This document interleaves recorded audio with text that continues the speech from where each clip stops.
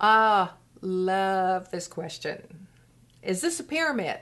I very rarely get asked that question anymore, and I realized why a long time ago. See, I lead with the wrap. Always. A blitz card. I talk about the wrap. I don't lead with the opportunity. And so the other night, I'm out with the group and their distributors, and she had been talking to a gentleman. I did not hear the conversation at all, but he leaned into me a little while later and he said, "Is this a pyramid?" And I looked right at him and I said, "Yes, what is it?" And he had to think about it for a minute.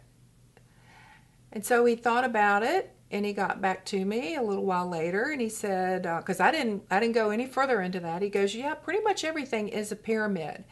And then I said, "Are you asking me, is this legal? Is that really what you want to know?" He goes, "Yes, is it legal?" I said, "Absolutely."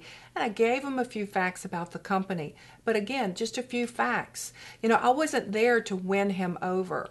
But let's talk about what happened prior to him asking me that question, because this is the key as to why you even get that question and how you can avoid getting it in the future. You avoid getting it by not talking about the opportunity right away. See, that particular distributor probably said you can make a lot of money with this, it can come really quickly. Who knows? I wasn't paying attention, I didn't hear, but I'm sure that that's what transpired, because that used to happen to me. If I approached people with the opportunity first and talked too big of money, too big of opportunity, I always got the red flags coming up from that potential person as to, is this a pyramid? I don't like to get that question.